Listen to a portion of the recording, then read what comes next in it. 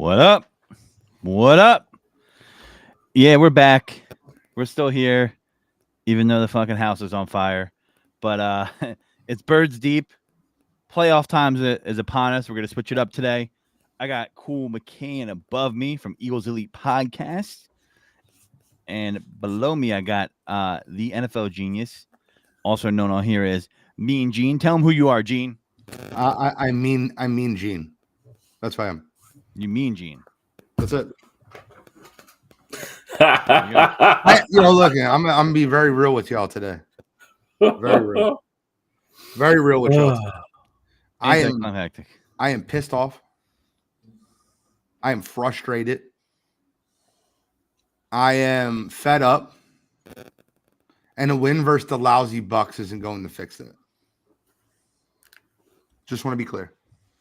Yeah, I agree.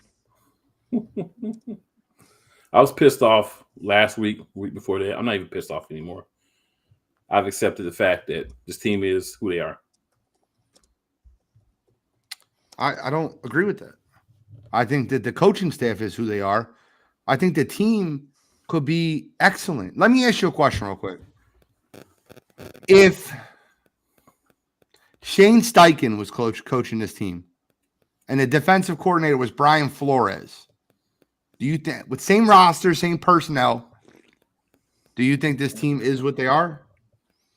You think the same situation? Absolutely not. I think on defense.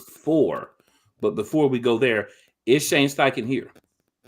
He's not. Is Brian Flores here? No. So this team with the current coaches who are also part of the team is who they are. Because he sucks so bad, these coordinators are so just incompetent that there's no way for them to improve. So they are who they are as a team. You give them better coaching, absolutely they're a different team, but they're not going to get it. They have this same trash, hot urine, pissed on.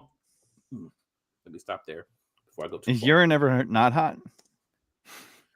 Well, it depends. If you pee outside and it's cold, it gets cold pretty fast. I mean, sometimes It's actually really. Sometimes it's warm, but I mean hot, like hot urine. Godfrey, it seems cool. I get what you're saying, but I just don't think this team is what they are. I think the coaching they are. With the coaching, yeah. But yes, like the coach is part of the team. I just feel like that the roster and the players are much better than we're seeing on the field. I'm not saying they're not. And I feel like that if we had, I don't think that's true. This roster is definitely incomplete. But I don't care if Brian Flores is here. You can't tell me that rotation that they have on the D line is satisfactory. Yeah, I can't put that all on coaches. Players got to make plays too, man. You're absolutely wrong, and that's okay. It shows on film. Film. If I went player for player with Minnesota's defense and Philadelphia's defense, I'll take Minnesota's defense. You're out of your mind. No, I'm not, dude. You could take Minnesota's defense. You could take San Francisco's defense. And by the way, you could take Carolina's defense. That's fine. It doesn't really matter. Player for player, you're taking Minnesota's defense over Philadelphia's. Right now, yeah, man. I mean, listen, and you're saying that about Brian Flores, and if you look at the last 3 games, they didn't do so hot defensively, even though, you're saying he has hot garbage there. He's not a miracle worker. He's a great coach, but you can't expect him to come in here and be a miracle worker too. I mean, so I would take Ivan Pace over any of our middle linebackers. I would take Danielle Hunter over any of our defensive ends right now. I'm sorry. Do you take Danielle Hunter over Hassan Reddick? Have you not seen how the season's played out? Yes, I'm going by results on the field. No, but I'm asking you, if you were starting your own team for 1 year, you would take Danielle Hunter over Hassan Reddick. Yeah, well, also that's kind of a trick question because they're not the same type of DN, but they're both playing out of a different, one's stand up, one's not, right? But I'm looking at a guy with 16 and a half sacks. I would take Nakobe Dean if he was healthy. Well, no, but I'm asking. I like what Nakobe Dean was doing when he was healthy. I want to just understand if you would take Hassan Reddick or Danielle Hunter if you were starting a team tomorrow for 1 year. Right now, coaching staff. I'm asking who you think's a better player. Right now, I'm taking a sack daddy. I'm taking Danielle Hunter. You're crazy. Okay. I mean, I don't think I am, and there's other people that would disagree with you too. I mean, I love Hassan Reddick, and he's not playing. And you also just named the 2 best players too. on Minnesota. I'm telling you right now, you go through the rest of that defense, you're not taking Minnesota player for player over Philadelphia. You're just not doing it. I take I would take Harrison Smith in my as my safety. Okay, so let's just say I would also take Bynum as well. Yes, I would take him. Okay, so Bynum. So you take Cameron Bynum. Okay, let's just say I gave you all 4 of those. Are you taking Yaquin Roy, Yaquin Wah, or Josh Sweat? I mean, what has Josh Sweat done this year or Jalen Carter? What has Josh Sweat done Jonathan Bullard or Fletcher Cox? I'm taking Cox. Hold on. Are you taking Darius Slay or Akili Evans? I'll take Slay. Are you taking Bradbury or Byron Murphy? Never been good entire career. I'll take one of the rookies over Bradbury right now. Yes, I'll take a trash can over Bradbury. Are you taking bro? Like I can go through the whole defense. That's reckless. I mean, he's not as good as he's been. It's just wrong for you to say reckless, bro. You would take their personnel over ours. They're coached poorly. They're in a bad scheme. Yeah, I'm not saying that they're not, but for you to think that a coach would come here and fix all the problems, I think that's reckless as well. No, it wouldn't, man. Everybody thinks that. Every fan base thinks that. Oh, we just need a coach change and it gets fixed. Godfrey, the players have no responsibility in the performance. None. No, but the scheme matters. Scheme does matter. Can I ask you a question? Sure. Serious question. So, if we had a guy who understood defense, right, who understood the principles of defense, who figured out and realized, hey, my young corners need to play. They need practice time. Practice needs to be serious. Because from what Javon Hargrave has come out and said, the practice ain't practicing like it's supposed to be. Well, see, that now I agree with you there, but also at the same time, I hadn't got to the question. I hadn't got to the question yet. So the question I want to ask is, do you feel that there's no responsibility for the coaching staff for guys being out of position, for guys not tackling, for guys looking like they've given up? Is that all the players, or is that coaching? I'm not saying it's all the players. I'm saying both things can be true. Players can be playing bad, and the scheme can be bad as well. I don't think that's crazy. If you bring a guy in, and we talk about this a lot for quarterbacks, but it goes for entire team. So let's talk about the defense. If you bring a guy in who understands the personnel that he has, understands the deficiencies that he has, and works with it, instead of just saying, this is the system we're going to play, be darned if the players fit it or not. I don't care. This is what we're going to do, even if they don't know where they're supposed to be at. Week 18. So if you bring in a guy who's good at defense, you bring in a guy, we'll use the name Brian Flores, but there's several other names you could use. Yeah, correct. Wink Martindale. Yeah. So you bring in a guy who understands defense and understands what he has and says, okay, this is what the team's giving me. So if I'm weak in the middle of the secondary, I got to make sure I play all these guys in a rotation a lot. Because if you look on the team, there are guys who are not getting minutes that are listed as defensive linemen. There's guys who shouldn't be on the 53-man roster that are, and those spots could be taken by defensive linemen. Quez Watkins should not be on our 53-man roster. I don't care what anybody has to say. Well, he should not be on the 53-man roster. So hold on. Why is Tanner McKee a third quarterback? Why do we got 3 quarterbacks eligible every week? These are spots that could be going to other guys to help out the defense. Where do you think the Philadelphia Eagles rank in scoring defense, Godfrey? How many points they've given up? Yes. I don't know. I mean, but scoring defense after the last 6 weeks, it's got to be bad.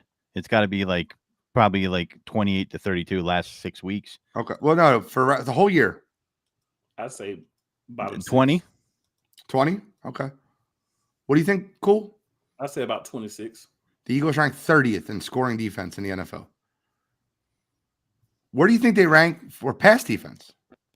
I mean, it's got to be low. That's got to be 30. 31. That's not a surprise. They're 10th in run defense, 31st in pass defense, and they are 30th in scoring defense. Want to go to Minnesota since they're not so hot? They're, just to be clear, Minnesota is 16th in total defense. They are 24th in passing defense. Still better than us. Oh, they are. They're better everywhere, except run defense. They're a little bit worse. They are. Oh no, I'm sorry. They're better than us in run defense. They're 8th, and in scoring defense, they're 13th. Okay, let me just go through one more, because I guarantee you, if you want to make arguments, all you can make all the arguments you want about the Vikings personnel and the Vikings because it's better. It's not. That's okay. I'll give you another example. The Los Angeles Rams scoring defense is 19th. Passing defense is 12th. Sorry, rushing defense is 12th. Passing defense is 20th. And overall defense is 20th. All better than the Eagles. Would you take the Eagles personnel or would you take the Los Angeles Rams personnel? You got Aaron Donald and a bunch of 6th-round draft picks. Mm-hmm. Scheme will help. I'm saying scheme is it. It's the only fucking thing. No, you can put a bunch of goddamn high schools out there with a great scheme. No, you can't. That's not true. You can't tell me that you're happy with all the talent that's on the defense. Come on. I think this talent is efficient enough for a good defensive coordinator to be able to make this a top 10 defense. That's all I'm saying. I'm not saying to be the best defense in football. I'm saying that there's enough talent on this defense to make them a top 10 defense in football. That defense you're talking about with a good scheme, they got smoked by Jake Browning, the Vikings. The Lions put up 30 on them. The Packers put up 33. Okay. The last game I guess really didn't count, but that was another 30 to another team. They held shitty teams to low scores, like the Raiders. They held to 0 points. I wish that we held the friggin' Cardinals to 0 points. The Bears they held to 12. So or my Giants. point, yeah. Well, listen, the scheme is definitely a problem. I'm just not saying like if you put a coordinator in there, it's going to correct everything. I think some players are a little long in the tooth. And I think we don't have as much depth as we should. I think Josh Sweat has had a down year. I don't think that has anything to do with scheme on the D-line as far as certain aspects like that. You shouldn't be putting Reddick in coverage. You want to know why you're wrong? Do you want to know why you're wrong? Because if they had a rotation, Josh Sweat wouldn't be having a down second half of the year. Isn't that a personnel problem, not having a rotation? What? They're not rotating their first round fucking draft pick, Godfrey. Yeah, I think you're in denial about the performance of those guys. All right, so I'm not the only one saying that. All right, check it, Godfrey. You got a blind spot for those dudes. I'm telling you, they're not playing up the potential. What dudes? Tackles. Jordan Davis is not playing up the potential, and I guess Jalen Carter hit a rookie wall. And I said I was just talking about Nolan Smith, bro. All right, he's not even on the field. That's the point. But that's a personnel issue as well. It's not a personnel issue. That's a scheme issue. I'm not saying that's Nolan Smith's fault. I'm saying no, it's not a personnel issue. That's a coaching issue. That's a coaching issue. Okay, we're gonna see because we'll see how that plays out. Listen, I heard, listen, there's coaching issues all over this team. There's coaching issues. I need you to do me a favor, right? And I say this with all due respect because I do love you. I need you to take off your I'm listening and regurgitating what I hear on WIP. No, you're wrong. Just because I disagree with you, you can eat that. That's bullshit. Bro, you're like, I heard. It's all you say. You heard. What am I supposed to What have you seen? I told you what I see. I told you what I see on the field. I'm telling you, you're not getting to play from your D tackles that you needed. Okay? That's part of that rotation. You're in denial if you don't see that on the field. Tell me how that play's been. Godfrey, I'm going to tell you why it doesn't play out on the field.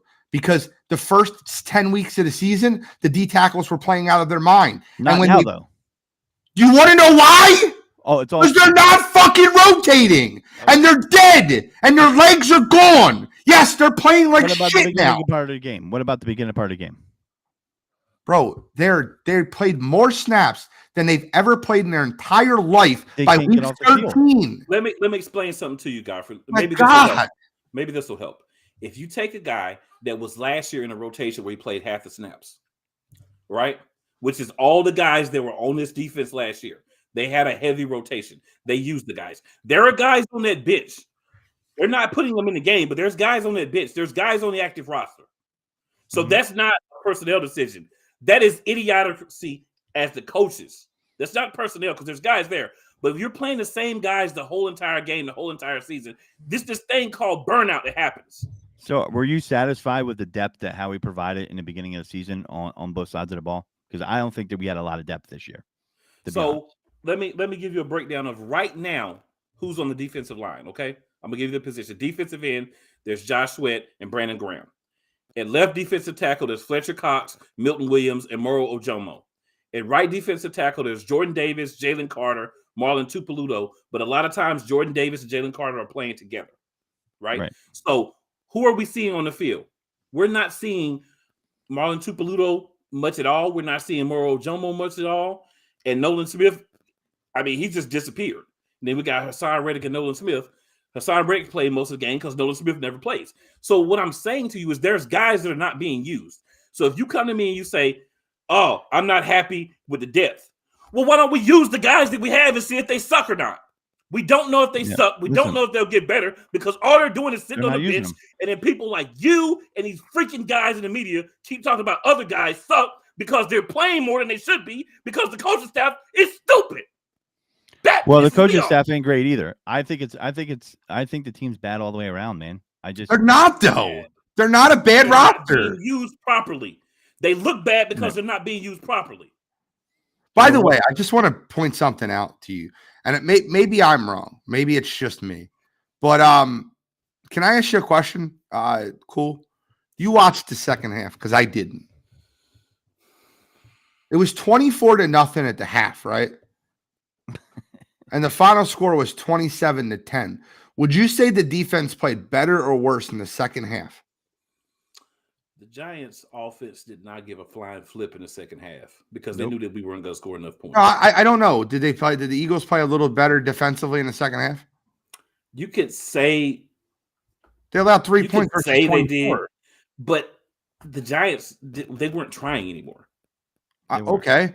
Well, the reason I bring that up is because Moro Ojomu, Nolan Smith, and Tupiopolo played the majority of their snaps in the second half. And they weren't bad. Fresh legs on their defensive line. Yeah, they were fresh. It wasn't bad. They were fresh.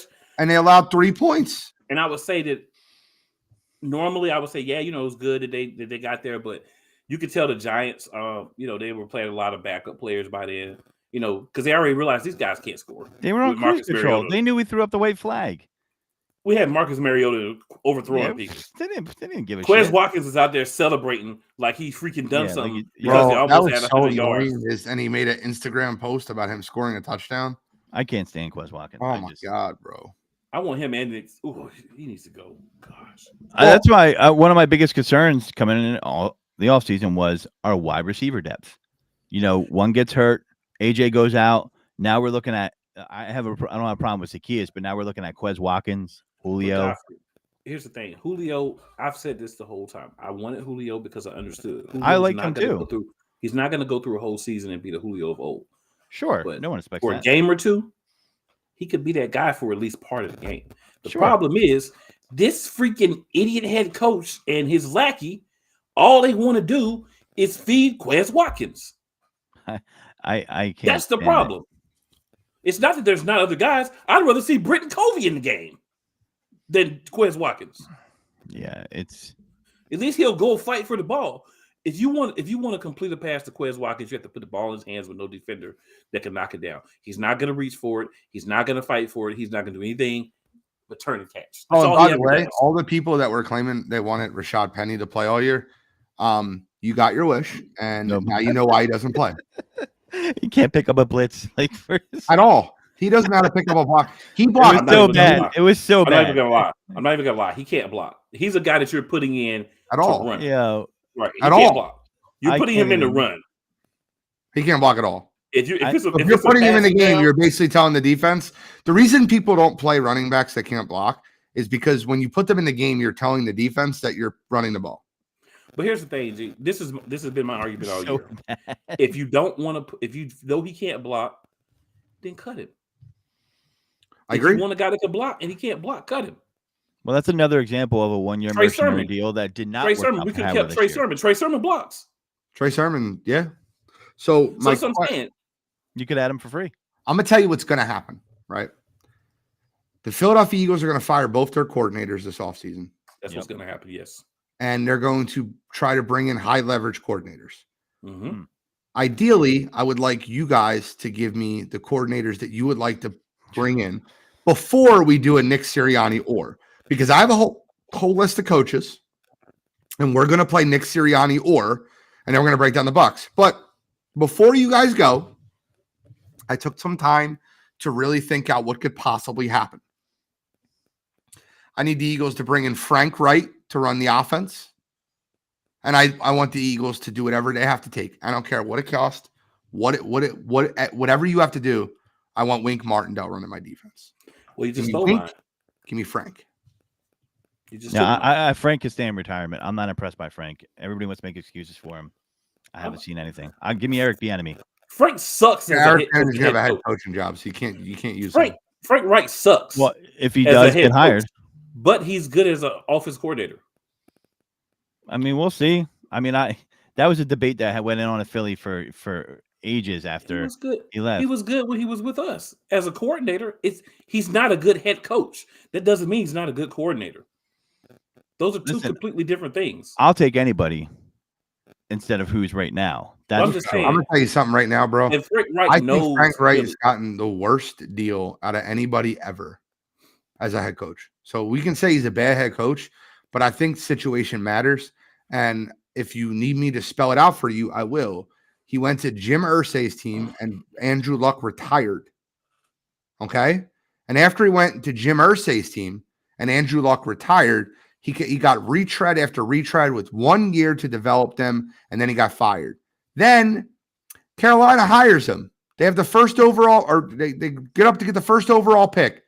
He tells the ownership group, I want CJ Stroud. That is my guy. Him, McCown, Deuce Staley, all sold on CJ Stroud. The ownership group, David Tepper goes, nah, I want Bryce. You guys figure it out. And when it didn't work out with the guy that wasn't his guy, we blame Frank. I don't blame Frank. You thought Bryce was better than CJ Stroud at the beginning of the I season. still do. Man, that guy is jumping over lines throwing the ball. By the way, do me a favor. If you've never watched college football, don't tell me if one player is better than another after watching 1 year. Well, I can see. I thought CJ Stroud was better coming out, and I watched college football. And that's fine. You can have that opinion. But I watched Bryce Young and CJ Stroud play in big moments, in big games, and Bryce Young looked better. Yeah, but okay, if you want to say that, you're going to tell me that the windows aren't smaller in the pros when you throw? 100% are. Okay, so it's a lot different throwing to a receiver. When Alabama's playing Georgia and Ohio State's playing Michigan, Bryce Young looked better versus Georgia, which I considered a better defense than CJ Stroud looked versus Michigan. And that's just my opinion. And if you watch those two play football in college, and a lot of guys that watch college thought Bryce was better than CJ. A lot of professional executives and scouts thought Bryce was better than CJ. Remember the whole CJ scored a 19 on his S2 and no one's ever been successful after scoring a 19 on their S2? Well, we can't say that anymore, can we? Exactly. You're right. S2 test.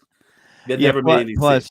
Plus, on top of that, though, the speed of the game is different from college to pro. So you really have to see how they react to it when they're in the field. The closest thing that you can get to the pros is Alabama, bro.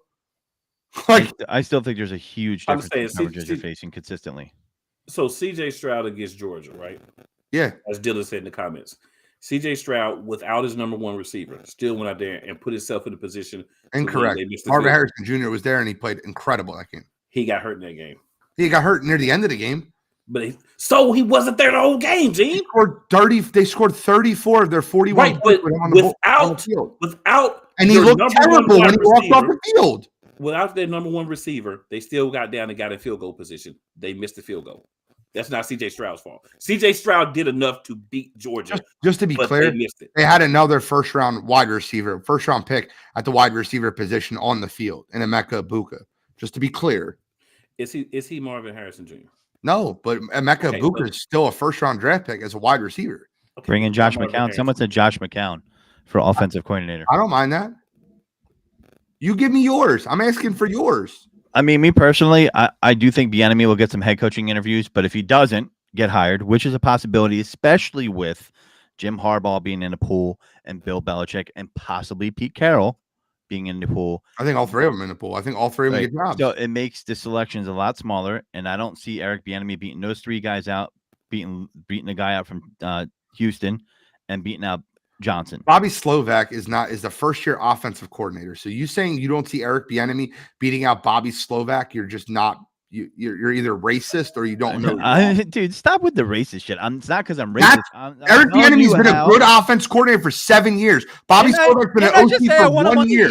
Didn't I just say I want him on the Eagles?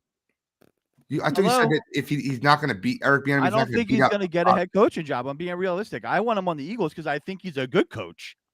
If that doesn't happen, is the man not going to coach? Does he get hired in Does he get hired in I think he in I think he's the Washington? next coach. I think he's the next coach of the Atlanta Falcons.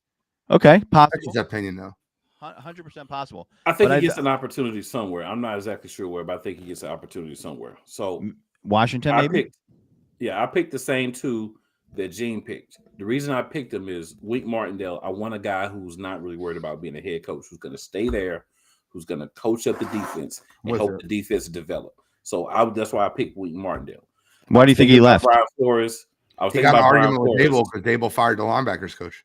Yeah, Dable fired a guy he didn't want fired, so he cussed Dable out and said "F you" and left. Exactly, that's exactly what happened. No, that's what happened. You know, Okay, got some fire in him. I like it. Yeah, he wants his guys. I heard he walked out, but I didn't hear why. Yeah, why that happened. Dable fired his linebackers coach, and when Wink Martindale had heard that, he cursed out Dable and then quit. Yeah, so I like a guy like that. I like a guy who's with some fire. Some fire.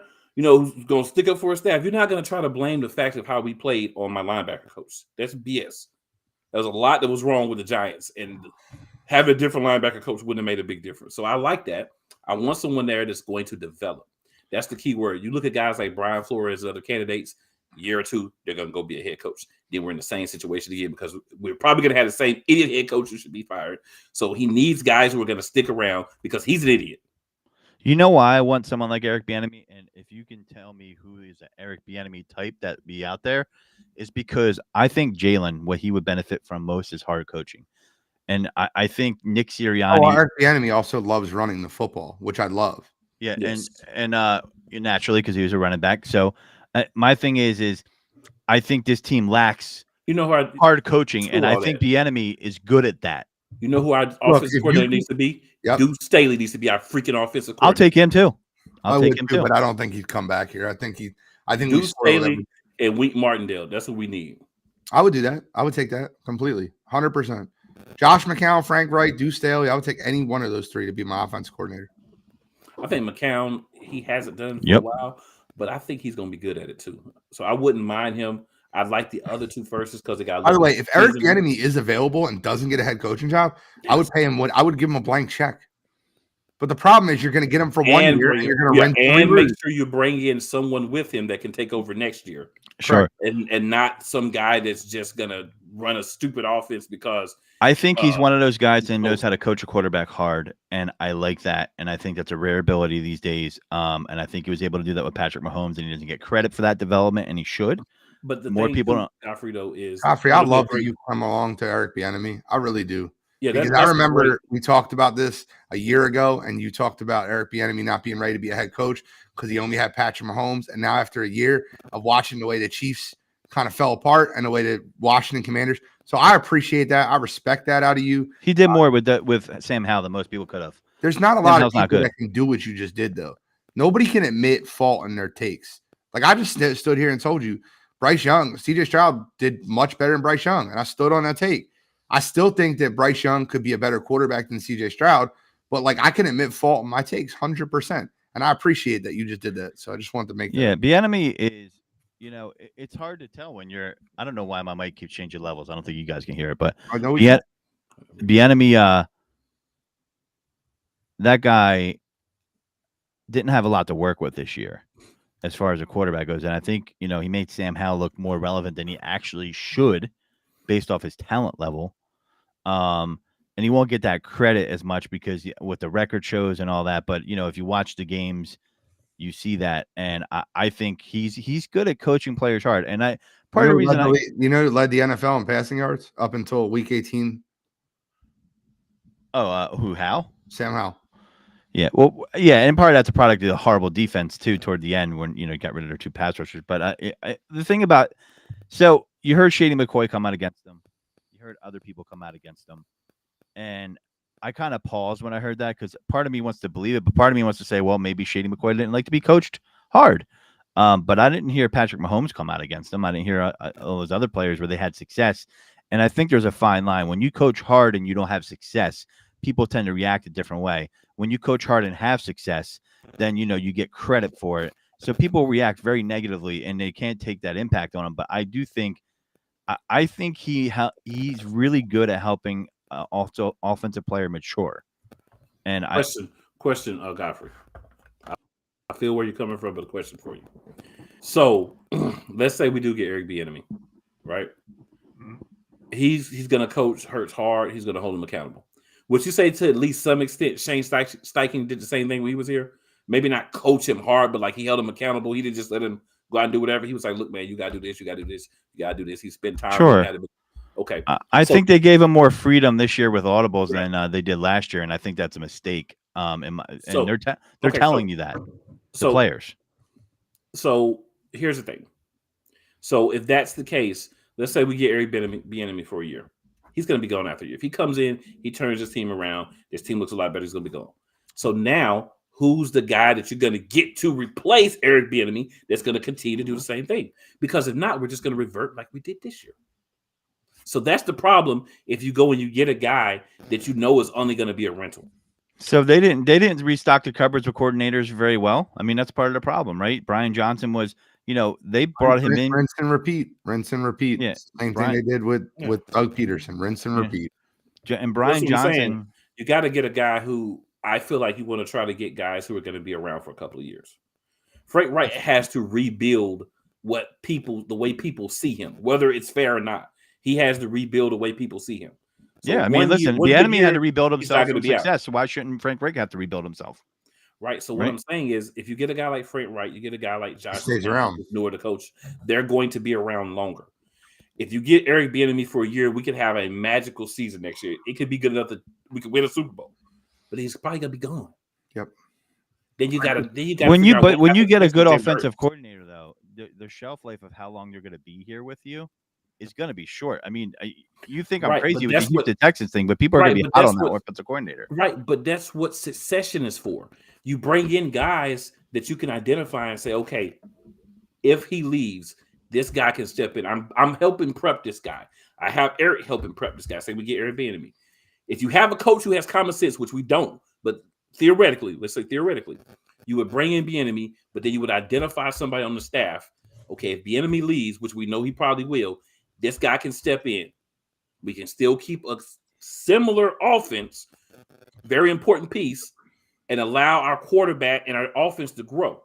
Yep. What we did this year, this has nothing. Well, it has to do with the coordinator leaving, but Nick Sirianni basically took a gun and shot himself in both his feet and his shoulder, and then said, "Now we're going to go out here and play." This is a perfect Because- time for Nick Sirianni. Or Yes, sir. you brought it up. Yes, Nick sir. Sirianni literally shot himself in both his feet And his shoulder. and his shoulder. So we're gonna play a game of Nick Sirianni or next year. The Philadelphia. Now I want you to stop for a minute, okay? I want you to understand what it means if the Eagles fire their head coach after making the playoffs all 3 seasons he's been here, and have to hire a new coach, a new personnel. What it means to Jalen, what it means to the team. So before you just say everyone that I say over Nick Sirianni, I want you to just think, okay? We're talking about if he got fired this year, who it's this person or Nick Sirianni. We're pretending if he got fired. Well, we're pretending if we're going to fire him for this For person. this person, yeah. Okay. Okay. So we'll start with Eric Bieniemy as your head coach. Nick Sirianni or Eric Bieniemy as your head coach. Now keep in mind, you can bring in Frank Wright, you can bring in Josh McCown, you can bring in Deuce Staley and keep Nick. I'm staying with Nick at that point. I don't know if that's enough of a needle mover. Me. The thing is, I'm not good organizations don't keep firing coaches, man. That's a bad trend to get in. Yep. I don't know if this is unless he gets blown out. I don't know if it's a fireable offense, but I'm gonna stay. I'm gonna stick. If we're just talking head coach, I'm gonna stick with Nick right now. Okay. Right now. Cool. I'm gonna go with Bieniemy. I'm gonna go with Bieniemy also. We just said he's a guy that's going to hold guys responsible. He's going to coach his quarterback, even if he's the head coach. He's going to be hands-on, but he's going to bring new ideas. He's going to run the ball. He's still going to do those things as a head coach, and he's going to go out and get an OC who has a similar mindset to come in with him. So I would go with Bieniemy. I'm going with Eric Bieniemy also. Next name on the list is Ben Johnson, offense coordinator from the Detroit Lions. I'll start with this one.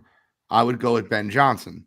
I think Ben Johnson has created a very successful offensive system in Detroit, and I think he will be a head coach. I think he's going to get the head coaching job in Carolina. So I don't think we'll have much to worry about there, but I think Ben Johnson would be 100% an upgrade over Nick Sirianni. Yeah. I'm not going to say Ben. If I put Eric above Ben personally, so I can't go But that way. I have him 6 in one, half a dozen in the other. I think they're very equal. I'm gonna go Ben Johnson too. Okay. I'm gonna go Ben Johnson too. Next one. This is a pretty interesting one. Steve Wilkes or Nick Sirianni? No. No. I'm staying with Nick here. Yeah, I think I'll stay with Nick. I think Steve would come in and be a little bit more abrasive, which I think is what got him ran out of Carolina. He's going to come in and he's going to want things. Well, remember he was the interim coach. They did for great. Carolina, and then they didn't want him because all the reports here is that he's strong-willed and he wasn't like a yes man to the idiot ownership here. And he was like, "No, we don't want that. We want a guy that we can kind of control a little bit." Which the reason Howie would never hire him because they can't control him. So that's why I'm going to go ahead and stay with Nick because they're not going to hire. They're not going to hire him here. Okay, so we're all staying with Nick Sirianni there. I think. I mean, I wouldn't consider Schwartz a yes guy. Howie hired that guy, didn't he? He wasn't the head coach. Jim Harbaugh. Oh, I'm taking Jim all day. There's no doubt about that. Yeah, I'm taking Jim. Cool. This one's close. I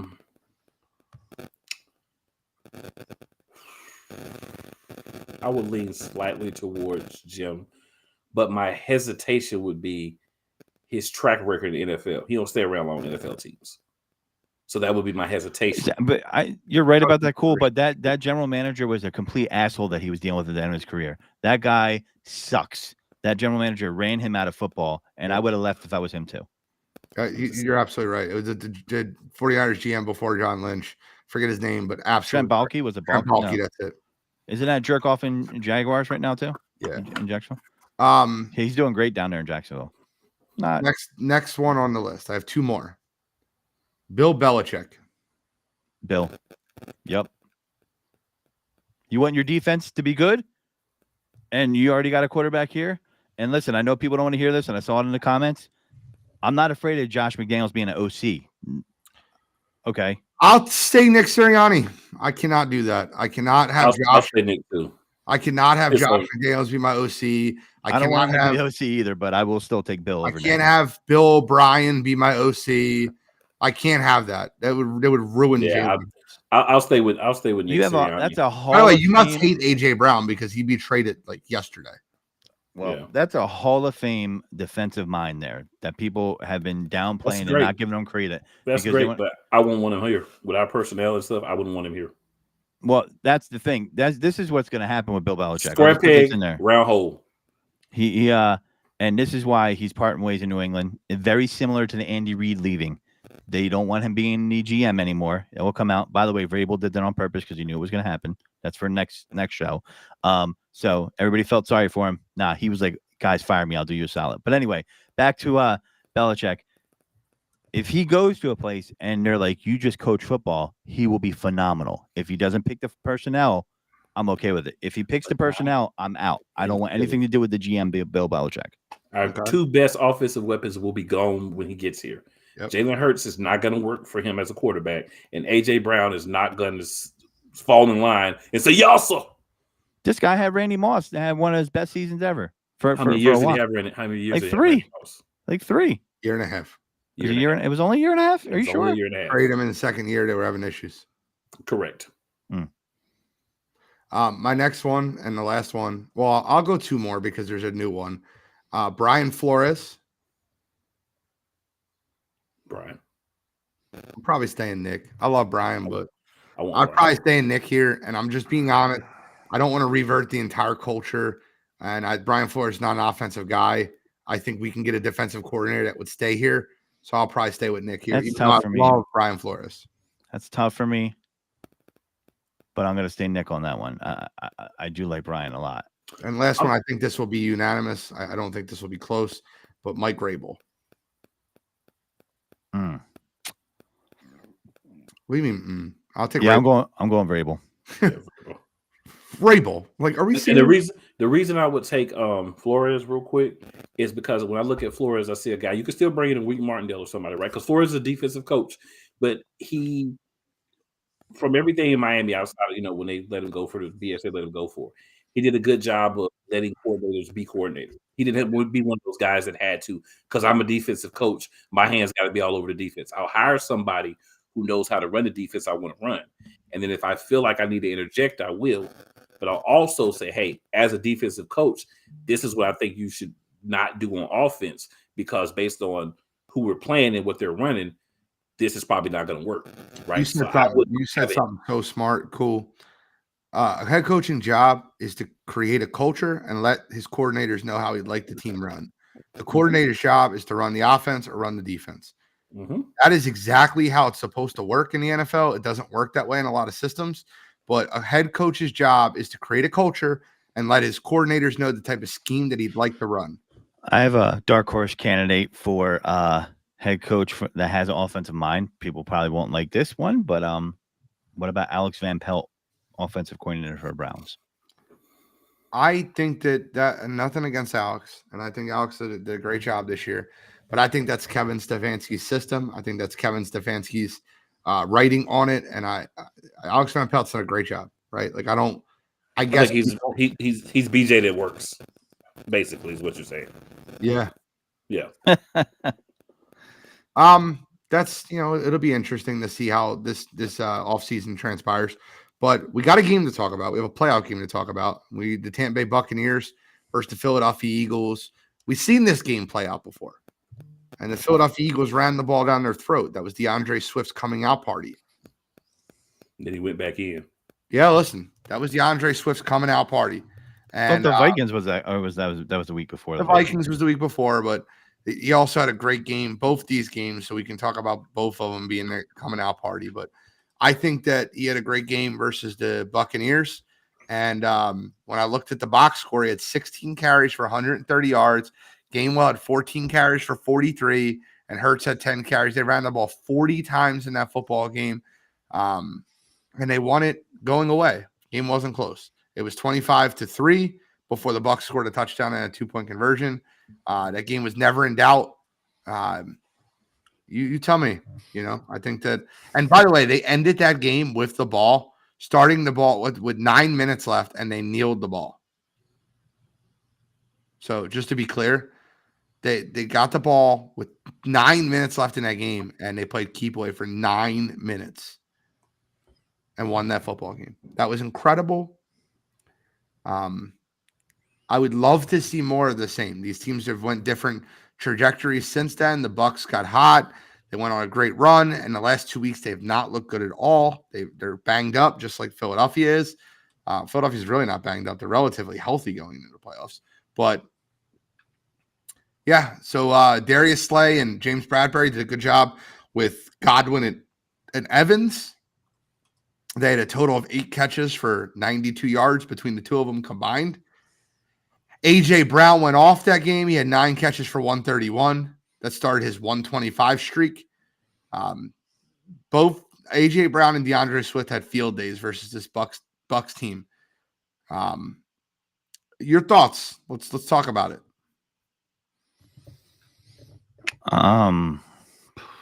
It should be worth noting that Todd Bowles blitzes the third most in the NFL.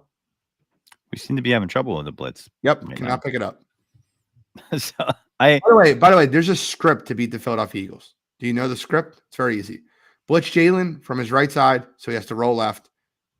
And it's a script, and every team's doing it. And their left end plays contain, and they blitz him from the right side.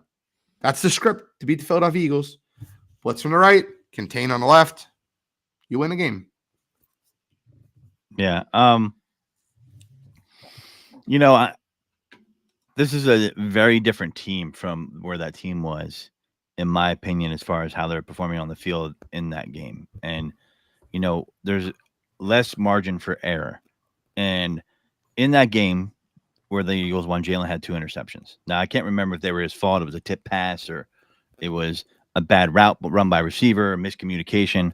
But the point is the way this team is performing, they don't have a margin of error to give up a couple turnovers to still win the football game, right? They shoot themselves in the foot constantly. There'll be a drive where they're going down the field and a penalty they're screwed. Forget the rest of the drive. They're fucked because they just had a penalty for 10 yards.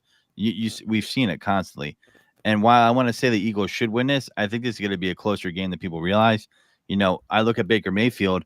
No, he's not a star, but do I believe he could pass against the Eagles like Kyler Murray was or Tyrod Taylor? I know Baker's better than Tyrod in my opinion, but okay. I know Kyler Murray's better than Baker, but Geno Smith, he didn't play the night, but Drew Lock had his way with us down the stretch. You see what I'm saying? So I remember both those interceptions. If you like, I can remind you of both. The one was like the 5-yard play to DeAndre Swift that the defensive lineman tipped. Levante David picked off in the middle of the field. And then the other one was the ridiculous play by the safety on a deep ball to Devontae Smith. It was at the 1-yard line. The Eagles threw like a deep pass, and the safety came across and made the pick and tiptoed at the 1-yard line. It was an incredible play. I didn't fault Jalen for that pass. I don't think he should have made it. The safety got there a lot faster than I expected him to or anticipated him to. But I didn't really fault Jalen for that pass then. Looking back at it now, it looks like more of Jalen trying to force a ball to AJ or Devontae. But at the time, I remember watching it and saying, well, that was a really good play by the defender. Yeah, you got to get to the outside on this team with the run. They can do it definitely. You can pass on this team, on that defense. I'm not really concerned. I think the Eagles can score, but the ability to stop people, Godwin and Evans are good receivers. Cade Otton's no slouch either. I mean, can they stop them? I don't really have any confidence. Again, are we going to still drop Hassan Reddick in coverage? Like, that's wild. It's a different team. So they have to play mistake-free football to win this game. There can't be turnovers. That can't happen. I know that sounds redundant. Everybody says every week, but this is something where they can't shoot themselves in the foot. And it's just poor execution, lack of concentration, bad scheme you want to talk to. I don't. Are we going to see bubble screens still? Are we going to see shit like that? Like, is it going to be more of the same, just a different week? Every week, last 6 weeks, we're optimistic. We talk about this team be good. This is how they can win. And they do the exact fucking opposite. So I'm at the point where I'm starting to believe my eyes. Like they are who they are. And I don't know, man. Can they go on the road and stop Mike Evans and Chris Godwin? That's a fair question. I think the beautiful part of the fact that they're throwing the Mike Evans and Chris Godwin is it plays into the Philadelphia Eagles' strength defensively. When you're throwing to the outside receivers, it actually helps us in the long run getting Slay back.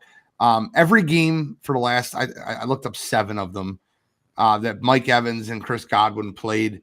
Baker Mayfield has thrown them ball between 15 and 20 times. The targets that they've had have been between 15 and 20 combined. So the majority of their passes are to Mike Evans and Chris Godwin. That makes sense. I think that the Philadelphia Eagles defense is relatively healthy right now. Obviously, the safety position is a little bit of an issue. With Reed Blankenship having that groin injury, it looks like he's going to give it a go. With Sidney Brown tearing his ACL, so he will obviously not be out there. Jesus. Yeah, I forgot if that happened last week. Man, awful, and it's in late in the season too, man. I hope they can. Yeah, you probably won't have him for next year. That's awful. You could probably write that one off. Definitely terrible. But I'm not optimistic about the Eagles playoffs. I'm not optimistic about what we're doing. I will say this: I do think they beat the Buccaneers, and I'll tell you why. Right, and I'll go right to Cool because I really want to hear his thoughts on this. But I think that Baker Mayfield is not the type of quarterback that can dice up this defense. He's not accurate. He doesn't see things. He's not an anticipatory thrower. So I don't think Baker Mayfield's the type of guy that can dice up this defense. And I think the Eagles showed that the first time they played them. I actually don't think the Buccaneers offensive line is good enough to contain even the Eagles who have looked terrible at getting a pass rush. I don't think the Buccaneers offensive line will be able to contain the Eagles pass rush. They have Tristan Wirfs, who's battling an injury, Cody Mock, and then a bunch of journeymen and guys that aren't really that good. I mean, Hainsey is okay, but there's not many very good linemen on that team. And Tristan Wirfs is really battling. Like, I don't think if this was a regular season game, Tristan would be out there. So he's still listed as questionable for the game, but it does look like he's going to play. That's huge for them because he is one of their best offensive linemen. He probably is their best offensive lineman. So, but I think the Eagles can run the ball, and I think the Eagles will be able to actually slow down Baker Mayfield. So that's my thoughts. Cool. Where do you go in this game? What's your thoughts on it? How do you feel like this game goes? Honestly, I think this is a 50-50 game. We don't know what Philadelphia Eagles team is going to show up. We don't know which Tampa Bay team is going to show up. We don't know which Jalen Hurts is going to show up. We don't know which Baker Mayfield is going to show up. I'm obviously going to go Eagles in the 50-50 because I feel like they have more talent. So I feel like if they both play the same, whether that's bad or whether that's good, the talent difference, we should be able to win. But the problem always is for the Philadelphia Eagles, the guy I like to call Nicky Tight Pants or Silly Sirianni, because the things that he wants to do offensively or expects to happen offensively don't make sense with the Tecmo Bowl playbook that we use. I'll be honest, man. When I see the Philadelphia Eagles line up now on offense, my mind just goes, and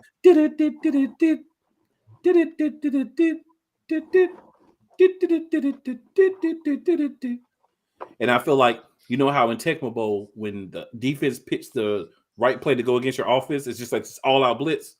I feel like that's what happens to us the whole game.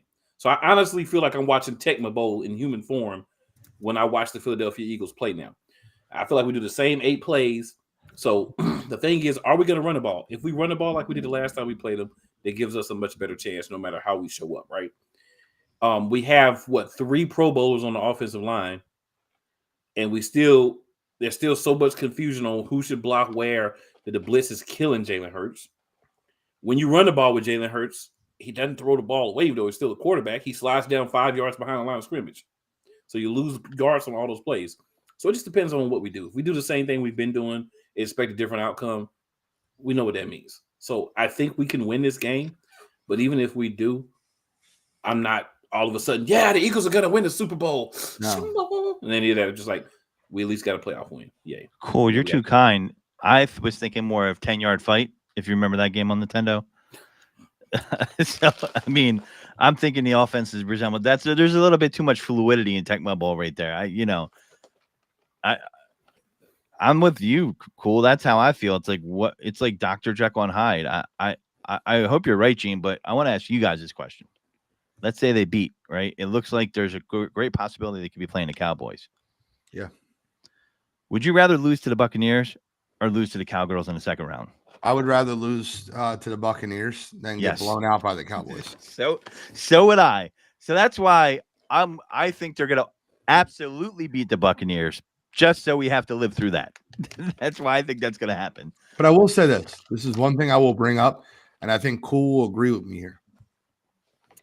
A lot of things change when the Cowboys get in the playoffs, man. I've watched that team in the playoffs year after year after year, and games that they're expected to win, they just don't show up. Now, I think this is one of the easiest games to pick this week. I think the Cowboys destroy the Green Bay Packers. Agree. But I'm telling you, man, there's something weird about that Cowboys team, and there's something weird about Mike McCarthy. It's not the first time that these guys have been in this position, and it seems like they always find ways to mess it up. Going back to the Garoppolo game in Dallas, do you remember the quarterback draw and the slide down, and they were mad because the referees needed to spot the ball and they ran out of time running a quarterback draw with no timeouts left? Yeah. They run a lot of stupid plays in the playoffs, man. Yeah, I agree. I mean, you never know in the playoffs, and it does become a new season. I just don't, I think the Eagles have lost. We didn't bring up Chad Johnson comments, right? Oh, God. About the Eagles playing possum. I mean, do we really believe that? Come on. No. I wasn't going to bring him up because I don't. I mean, if he's right, here you go. He's my counterfeit green. He's my counterfeit green. Chad Johnson for saying that stupid ass shit. Yeah. Yeah, I brought it up for you. I just, I heard that. I was, I don't know, man. A lot of people, we're not very optimistic right now, and the Eagles haven't given us reason to be optimistic. I mean, there's just stuff that's not happening. Every week we hear the same thing. We gotta come together. We got show it. I'm tired of hearing it. You know what I mean? I don't want to hear any more talk. Yeah. Shut up and do it on the field, or shut up and just don't do it on the field. I'm tired of the talk. Blah, blah, blah. We've been hearing the same thing. The only thing that changed is Sirianni can't any longer say, but it's hard to win in the NFL and we're winning. We are in the position that we're in now because he didn't have the foresight to say, yeah, we are winning, but we're looking bad. Let's fix things now. Let's not wait until it comes crashing down. Yeah, like Fletch saying, you know how hard it is to win 11 games? You know how hard it is to make the playoffs? I was like, stop it. Stop it. I wish they would stop talking. Yeah. Dallas you know how hard it is to, what my counterfeit green is while we're doing counterfeit greens? It's every freaky interview I hear from the Philadelphia Eagles. That's my counterfeit green. I mean, that's fair. I got a counterfeit green. Counterfeit green is, Nick Sirianni just, when you look back at some of the stuff he did, after the Chiefs game, right? Which we all agree, if we're having a different conversation and MVS knows how to catch. When for you to not be aware of the moment and react that way, most coaches would be like, I'll take the W, but I just got away with one. Right? Yeah. And he didn't have that presence of mind. I mean, that's just something where his whole attitude, and it's permeating through the players. I don't get certain things, and I'm starting to get scared. I hope this isn't the case, but if they do get blown out, and I don't think they will, but if they do, I think he could be on the unemployment line. Oh, dude, absolutely. They lose this game 27-10. He's fired Monday. I don't think it gets to Tuesday. Yeah. They can fire him on his way off the field. Yes. I don't think it gets to Tuesday. It would be funny if that were to happen. Because, I mean, at this point, y'all, if we lose badly, I'm going to be just sitting there like, I wouldn't be upset if they get blown out. If they lose, I want them to lose in outstanding fashion. Yeah, I wouldn't even be mad anymore because they showed me who they are, like I said. But it would be funny if they were to lose and then Jeffrey Lurie just walks out, goes up to Nick Sirianni and just hands him a big pink slip of paper. The other counterfeit green is when they wanted to act like the move from Matt Patricia to Sean Desai was not a panic move and it was rather strategy. That was the most panic move of panic moves. And for them to say, well, we didn't want to let other people know. You weren't fooling anybody. This ain't Tecmo Bowl or 10-yard fight, motherfucker. This is the NFL. Did they think that an NFL team think you would install a brand new defensive scheme within a week with a brand new guy? No. Come on, man. You were putting a mishmash defense out there that, I don't even know. Worse, honestly. It looks worse. Yeah. I don't even know. Because nobody knows what to do. They don't understand where to be. So it is worse. They should have left Desai in there. They should have left Desai. They were panicking. That was not a good move. Do I like him? Do I think he's great? No. But he didn't make I did not in the game. Patricia didn't. But listen, then bring Patricia down as a special assistant to tell him to do that or hold him accountable somehow, because maybe that's what they were doing. But the way they sold it and they were trying to put it under, that was so counterfeit. I mean, come on, man. It's a panic move. All right, guys, I need score predictions before we wrap up. Give me your score prediction for the game, Godfrey. I'll start with you. 0-0. No, I'm gonna go. I think it's gonna be closer than people really want it to be. So I'm going something like 25-21. Okay. I'm going 28-20. You both have the Eagles winning? Yes. I'll go 27-17 Philadelphia. And I think we'll actually head into, just to be clear, I want to end on this script writing that the NFL has done. And I'll end on this note. Tyreek Hill returns to Kansas City. You got Matt Stafford returning to Detroit. You got a lot of different things going across the NFL. If the Browns win, Joe Flacco returns to Baltimore. Don't forget Jared Goff playing. Jared Goff versus his old team with Matt Stafford. Yep. McCarthy versus the Packers. Even though Rodgers ain't there anymore, so it's not really. McCarthy versus the Packers. And then next week, you're going to get KC Buffalo. You're going to get Flacco versus his old team, Baltimore. You're going to get McVay versus Shanahan. And What you're I going will to get say is- Philly versus Dallas.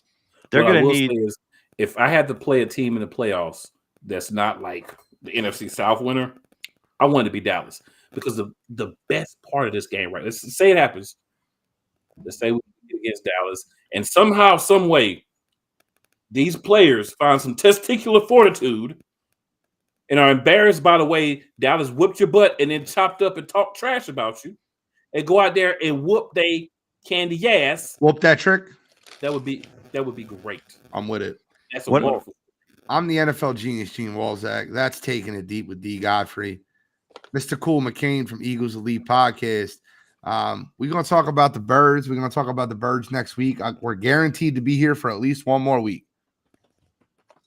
So thank you guys for tuning in. Any final thoughts, gentlemen? Just be prepared for the unknown. That's all I can tell you with the Eagles so far. All right. Well, tune in to Sideline. The Sideline will be live in 13 minutes. I appreciate everybody jumping in the chat. And y'all have a great night.